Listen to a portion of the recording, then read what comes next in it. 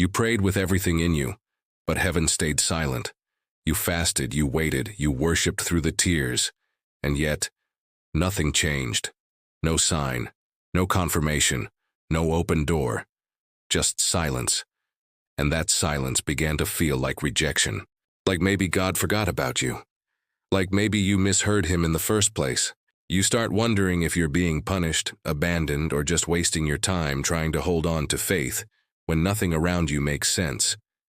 But what if I told you the silence is not the absence of God, but the proof that something is shifting in your favor?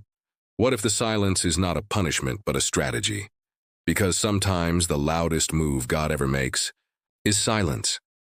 There is a pattern in Scripture that most believers overlook. Before every major breakthrough, there is a moment of quiet, divine quiet.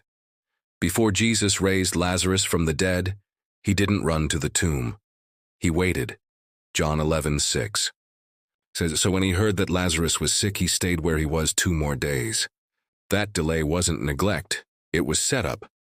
The silence allowed the situation to look impossible so that the miracle would be undeniable. God's silence is often the stage being set for something greater than what you prayed for. He waits until there's no way but his way, until only he can get the glory. You see, God is not in a rush to prove himself. He is secure in who he is. He doesn't panic when you cry. He doesn't waver when you doubt.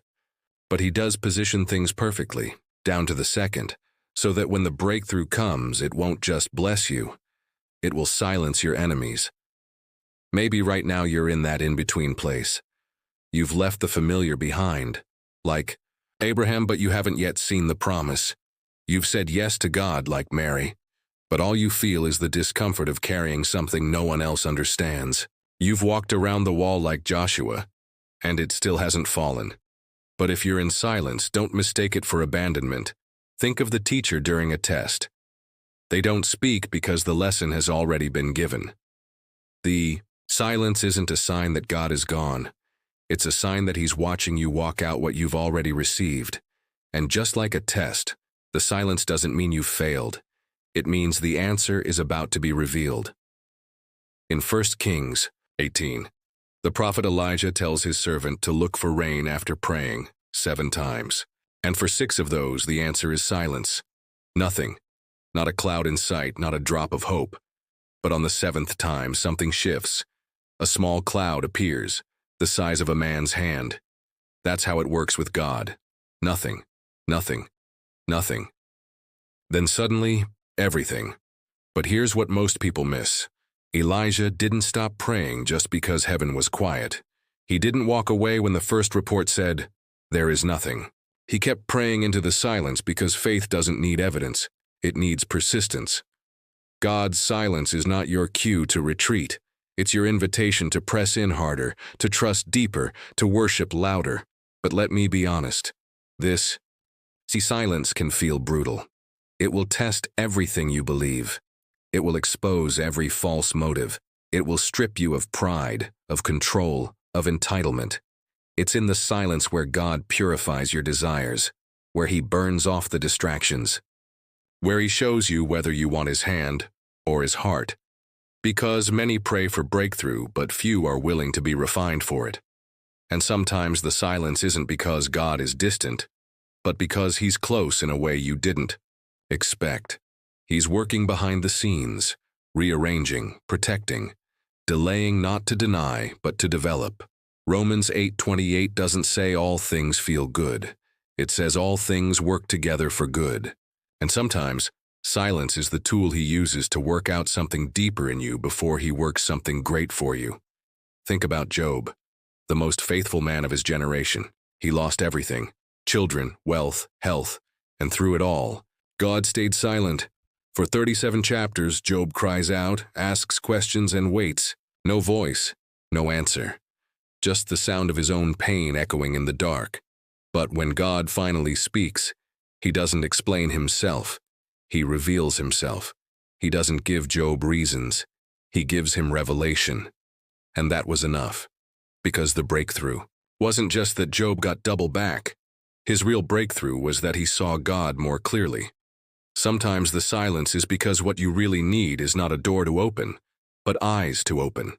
Not a new season, but a new level of surrender. If you're in a season where it feels like God is quiet, I want you to know this. You're not being punished. You're being positioned. God's silence does not mean his absence. It means he's doing something sacred. And sacred things don't happen in the spotlight. They happen in the hidden. Just like a seed must be buried before it can grow, your silent season is the burial ground of your breakthrough. And while everyone else sees darkness, God sees destiny. He is forming something in you that can withstand the weight of the blessing coming, because breakthrough without foundation leads to collapse. But when you've been through silence, you come out with unshakable faith. You come out knowing instead of hoping.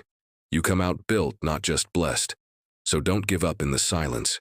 Don't curse what God is using to shape you. Don't walk away from the altar just because the fire hasn't fallen yet. Keep standing. Keep worshiping. Keep praying. Even if all you can say is, "Help me, Lord," because the silence isn't forever, it never is. The same God who stayed quiet for 3 days after the crucifixion rose in power on the third. The same God who didn't speak in the storm calmed it with a word. And the same God who feels distant right now is already moving in ways you cannot see. The silence is the signal. It means you're close. It means the enemy is nervous. It means the womb of your spirit is stretching to give birth to something holy. So don't measure God's love by the volume of his voice. Measure it by the constancy of his presence. He is Emmanuel, God with us, even when he says nothing. And when the silence breaks and the breakthrough arrives, you'll understand why he waited. Because what he has prepared for you is so much greater than what you were begging for.